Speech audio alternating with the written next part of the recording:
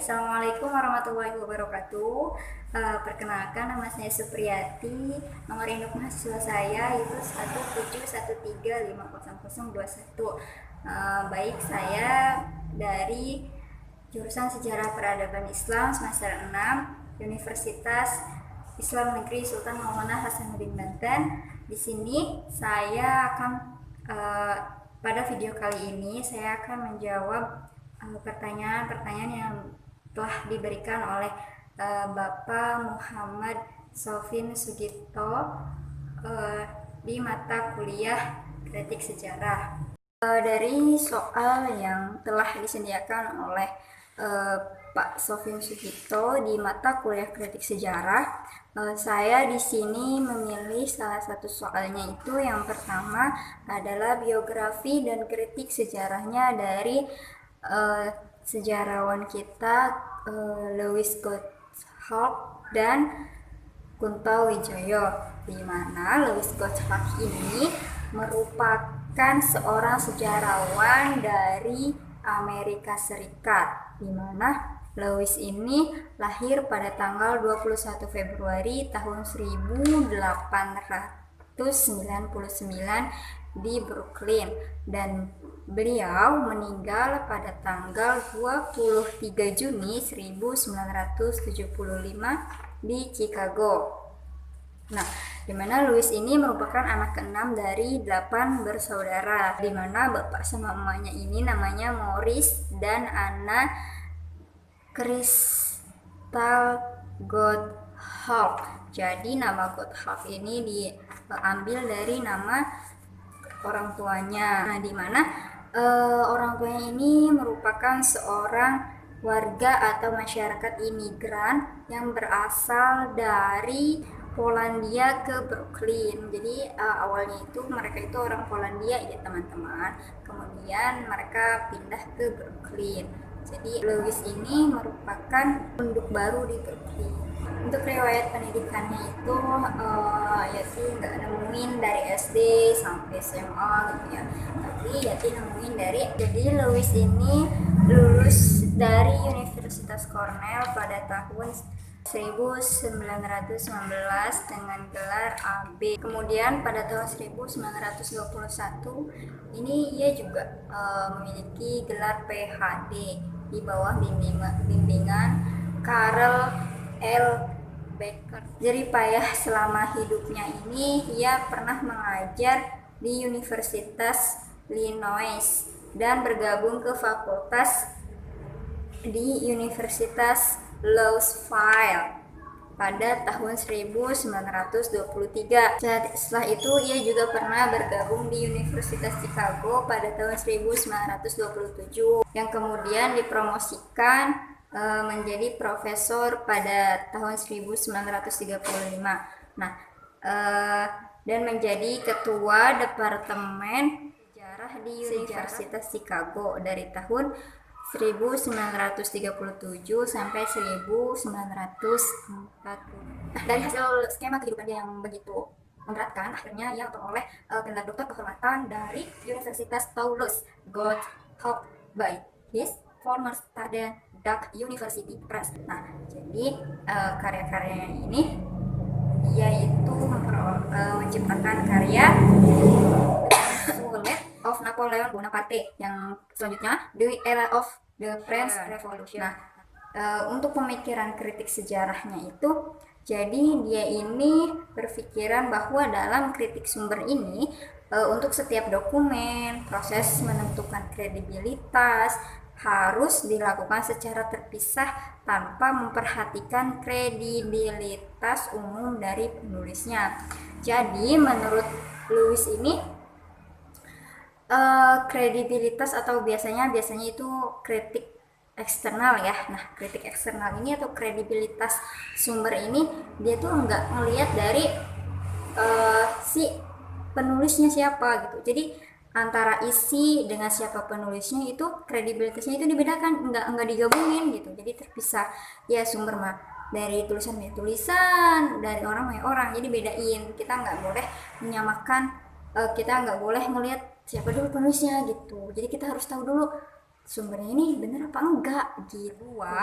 Itu ada biografinya Bapak Kunto Wijoyo, di mana Bapak Kunto Wijoyo ini merupakan seorang sejarawan sekaligus budayawan. Dia asal Indonesia, di mana Bapak Kunto Wijoyo ini lahir pada tanggal 18 September 1943 di Yogyakarta, di mana Bapak Kunto Wijoyo ini merupakan anak dari Insinyur Kunang Amaripuja dan Alun Paradipta. Nah, Kunto Wijoyo ini adalah seorang budayawan iya, sastrawan iya, dan seorang sejarawan dari Indonesia. Ia juga menjadi guru besar di Universitas Gadjah Mada.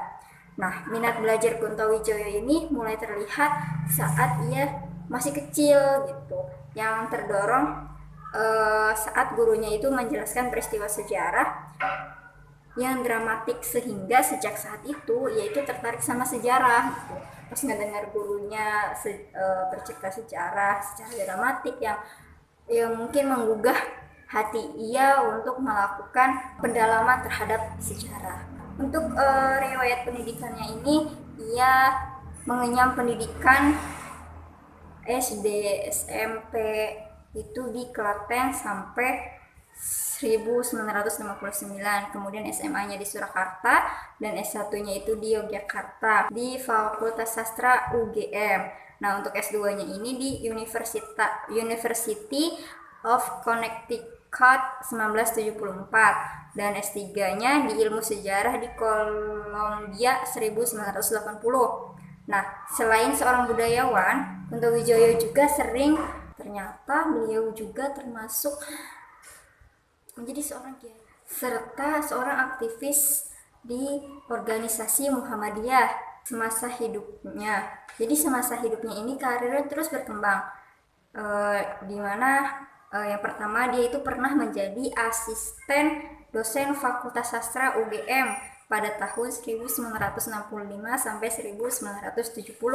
Nah, kemudian setelah dia menjadi asisten dosen, ternyata pada tahun 1970 itu ia diangkat menjadi seorang dosen Fakultas Sastra UGM.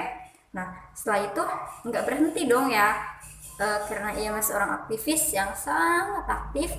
Nah, di tahun 1963 ini ternyata ia juga menjabat sebagai sekretaris Lembaga Seni dan Kebudayaan Islam. Nah, selanjutnya di tahun 1969 ia melonjak lagi menjadi seorang ketua study group Mantika, dan kemudian di tahun 1980 itu ia mendirikan Pusat Pengkajian Strategi dan Kebijakan Yogyakarta atau disingkat PPSK. Nah, di tahun yang sama juga ia mendirikan Pondok Pesantren Budi Mulia. Jadi teman-teman, gak heran ya kalau seandainya Bapak Kunto Wijoyo itu merupakan seorang sastrawan iya, budayawan iya, agamawan iya, karena memang dari karirnya yang terus melonjak, ternyata dia juga mampu menciptakan karya-karya yang sangat luar biasa dan yang banyak banget jumlahnya. Tapi aku cuma ngambil 3. Yang pertama itu ada Dinamika Sejarah Umat Islam, Budaya, dan Masyarakat yang terbit pada tahun 1987. Nah, kemudian yang karya kedua ini yaitu dengan judul Paradigma Islam Interpretasi untuk Aksi, yaitu pada tahun 1991. Nah, kemudian untuk yang ketiga ada Radikalisasi Petani pada tahun 1934. Kalau pemikiran kritik sejarahnya sih ya, beliau ini melihat ke kritik sumbernya itu ada dua aspek, yaitu kritik internal sama kritik eksternal. Jadi di kritik eksternal ini dia itu yang menghasilkan kritik eksternal ini untuk memperoleh kredibilitas suatu sumber itu dengan melihat dari siapa penulisnya. Jadi beda dengan Pak Lewis itu. Pak Lewis mah beda ya. Kalau buku mah ya isi mah isi jojong gitu ya. Orang mah orang jojong. Kalau Pak Kunto Wijoyo ini dia sama aja gitu tuh. Tuh. Kalau yang internal itu lebih ke isi sumbernya. Jadi lebih ke isinya itu gimana gitu, sumber-sumbernya, penulisnya atau tata caranya, bahasanya, tulisannya, kosakatanya seperti itu.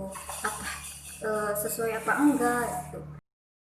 Jadi menurut Kunto Wijoyo ini kritik sejarah itu merupakan suatu kajian untuk memperoleh keotentikan dan kredibilitas suatu sumber sejarah itu. Jadi dengan cara yaitu ada pembagian, ada kritik eksternal sama kritik internal. Baik, untuk pertanyaan yang kedua yang saya pilih itu tentang karakter dan prosedur dari aktivitas kritik internal dan kritik eksternal.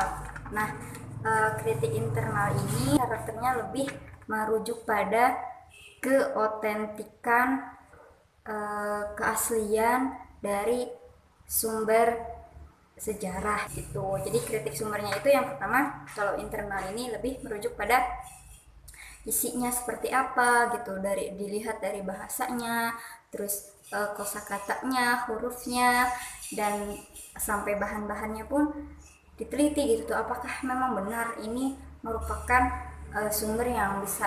Jadi dari kritik internal ini dia lebih mengkaji pada isi dokumennya gitu. Nah, di isi dokumen ini kan, di kritik internal ini kan ada yang tertulis dan yang tidak tertulis. Kalau yang tertulis itu dia lebih mengacu pada kayak bahasa yang digunakannya, terus tulisannya, kayak tulisannya itu ya Latin atau huruf bersambung atau udah pisah-pisah gitu. Jadi kan ketahuan kalau seandainya memang dia pantas untuk dijadikan sebagai sumber utama di kajian yang ini, ya pasti ada syarat-syaratnya gitu. Untuk yang sumber yang tidak tertulis itu lihat ke kayak contohnya ya, kayak artefak gitu, kayak arca ya. Dia kan adanya biasanya ada lihat tulisan-tulisan itu ya, bukan dokumen tapi gitu. Jadi dilihat di tarikh tahunnya, apakah sesuai apa enggak gitu, sesuai sama zamannya apa enggak. Kalau enggak ya bisa disingkirkan dari untuk dijadikan sebagai sumber sejarah. Nah, sedangkan untuk kritik eksternal ini dia lebih mengarah kepada kredibilitas suatu sumber itu, di mana objek kajiannya itu manusia. Jadi kalau seandainya kita menemukan sumber gitu tuh, nah terus kita cuma pengen ngelihat, kita cuma pengen tahu ini sumber sesuai apa enggak dengan kejadian yang ada gitu. Contohnya kita ngelihat orangnya. Kalau si kritik eksternal kita ngeliat orangnya, ini siapa yang nulisnya, terus biasanya kan setiap orang itu punya latar belakang yang beda gitu, latar belakangnya seperti apa, terus tujuannya dia menulis sumber ini tuh apa gitu. Dia lebih ke situ kalau kritik eksternal. Pertanyaan yang ketiga yaitu tentang metode penelitian sejarah, teori, teknis, dan prosedurnya serta urgensinya. Nah, jadi untuk metode penelitian sejarah itu ngambilnya teorinya dari Kunto Wijoyo, karena teori dari Kunto Wijoyo ini beda dengan yang lainnya. Kalau Kunto Wijoyo ini ngambil metode penelitian sejarah itu menjadi 5 tahapan. Yang pertama ada pemilihan topik, yang kedua ada heuristik, dan yang ketiga ada kritik sumber, yang keempat interpretasi, dan yang kelima itu ada historiografi. Nah, di mana pemilihan topik ini adalah cara pertama dalam melakukan penelitian sejarah. Jadi kalau seandainya kita langsung ke pengumpulan sumber tanpa kita mengetahui topik apa yang harus kita bahas, itu sama aja dengan nol. Jadi kalau seandainya penelitian, kita harus menentukan topik terlebih dahulu, baik itu tema maupun judulnya secara langsung.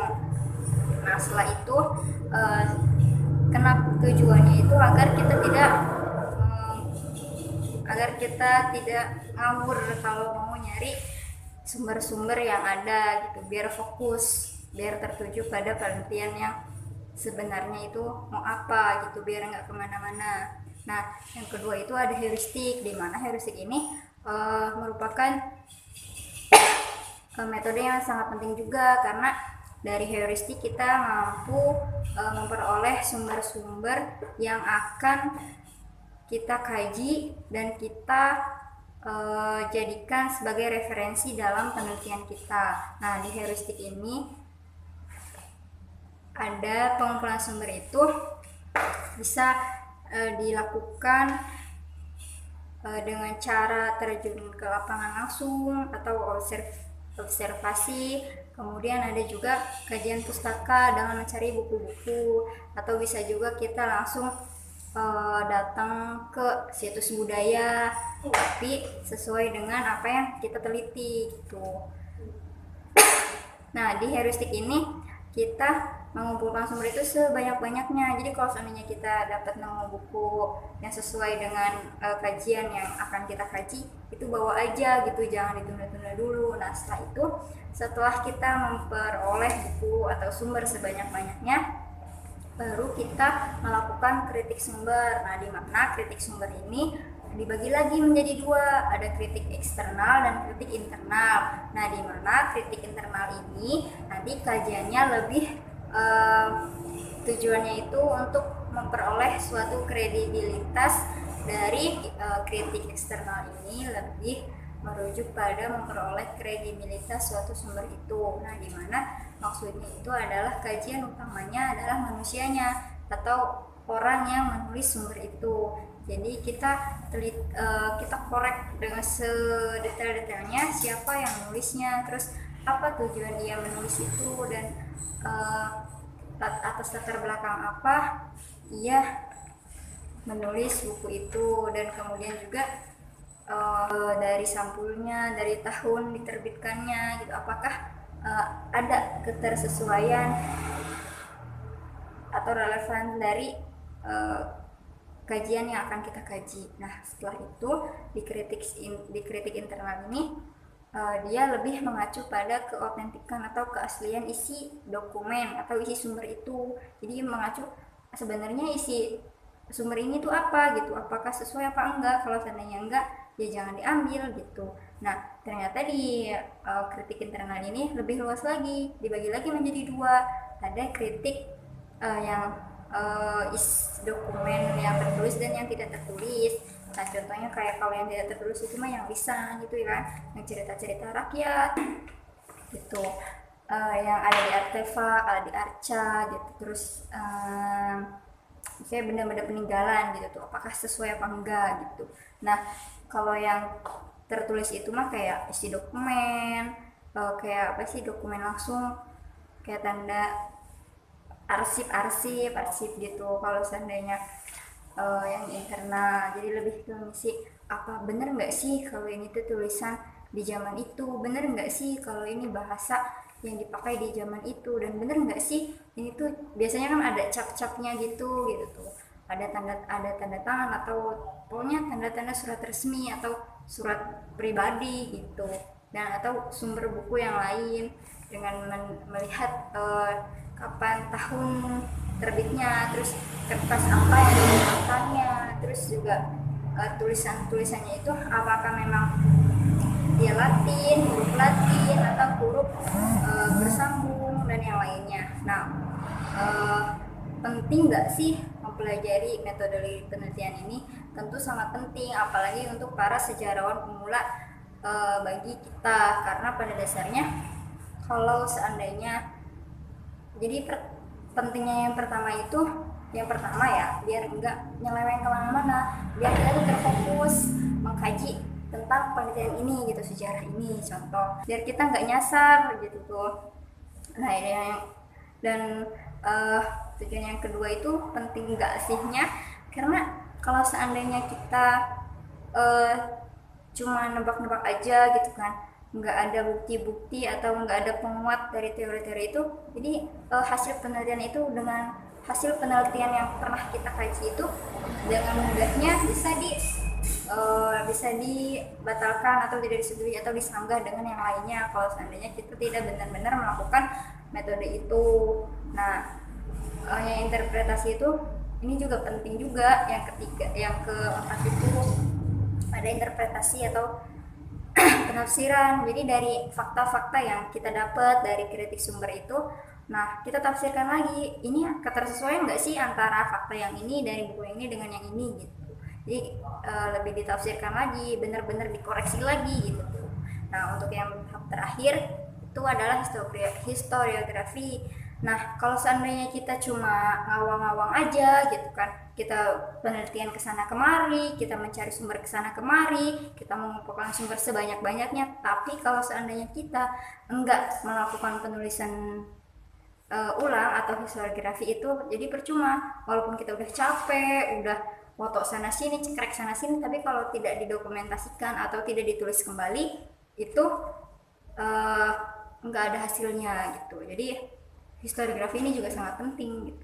Kalau seandainya nggak ditulis ya sama aja bohong, kita cuma mengeluarkan tenaga kita tanpa hasil yang kita peroleh gitu. Nah dengan adanya metodologi penelitian sejarah ini, asumsi-asumsi yang kita keluarkan, pendapat-pendapat yang kita petik, dan hasil penelitian dengan jerih payah kita sendiri itu dengan agar lebih kuat aja gitu, biar nggak gampang disanggah oleh orang lain. Walaupun memang disanggah atau dikritik, kita bisa apa ya, merujuk pada sumber yang ada gitu. Jadi kita nggak semuanya bisa dijatuhkan dengan gampang. Jadi seperti itu.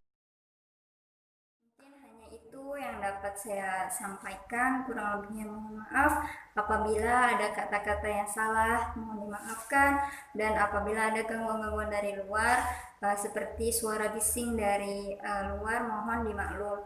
Mungkin hanya itu. Wassalamualaikum warahmatullahi wabarakatuh.